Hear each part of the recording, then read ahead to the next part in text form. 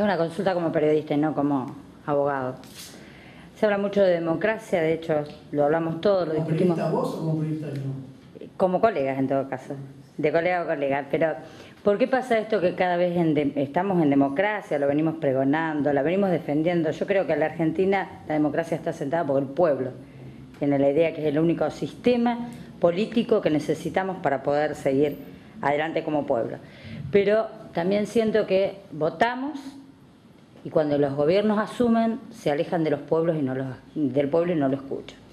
Hay una distancia abismal entre lo que el pueblo reclama día a día, que es discutir de igual a igual con el gobierno, y ya no se alcanza más una vez que se asume el poder del gobierno. ¿Por qué pensás que pasa eso? Si todos estos gobiernos que han asumido, todos se declararon populares, más lejos, más cerca de las diferencias políticas. O sea que no comparto mucho la idea de la pregunta, porque yo creo que los gobiernos que asumen en términos democráticos están muy ligados a las demandas populares, aun cuando no puedan resolverlas o no las resuelvan, pero están muy cautivos de esa lógica de demanda de los sectores populares, no solamente los sectores populares en términos de la mayoría, no de los sectores populares.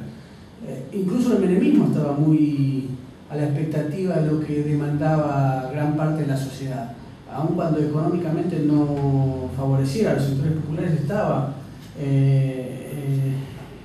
atento a lo que pasaba en la sociedad, porque justamente la lógica de las elecciones cada 4 años o cada 2 años obligan a los políticos a tener que dar respuestas constantes. Y esa lógica que, si bien pareciera ser vacía, es decir, uno vota cada 2 años y se acaba, en realidad hace que las clases políticas tengan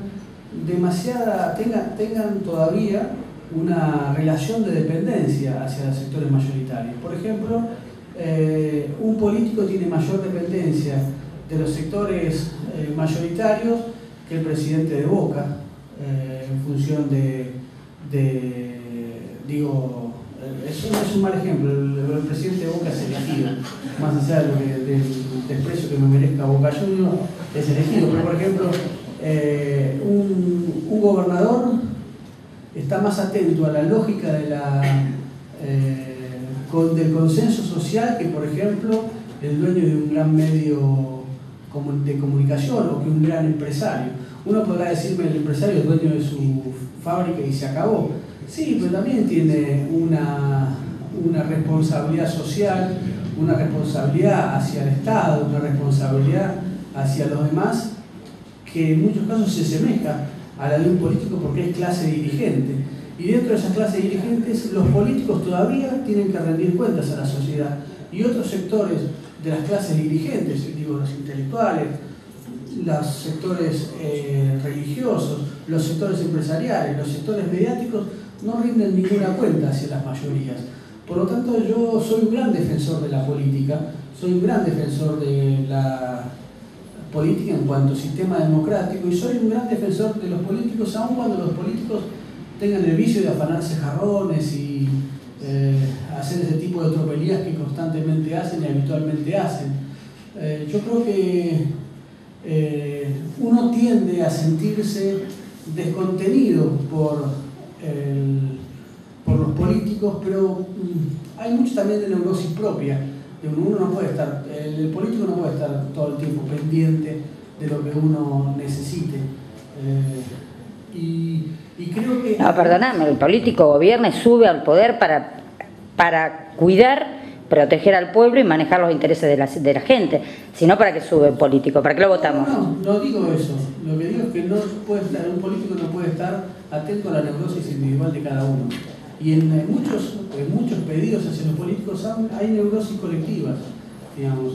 Yo creo que al mismo tiempo se ha instalado una lógica de representatividad en la Argentina que hace que de ahora en más se dependa mucho más de lo que exijan las sociedades que lo que ocurría hace muchos años. Y esto tiene que ver también con las prácticas democráticas que ha aprendido la sociedad de constantes exigencias hacia lo político. Y uno lo puede ver constantemente en los procederes de las organizaciones no gubernamentales, de las movilizaciones constantes, de los planteos que se le hacen al cuerpo político en forma permanente desde la sociedad, no solamente a través de los medios de comunicación, sino a través de prácticas concretas que se hacen o en la calle, o en pedidos, o en la interrelación entre la sociedad y el sistema político.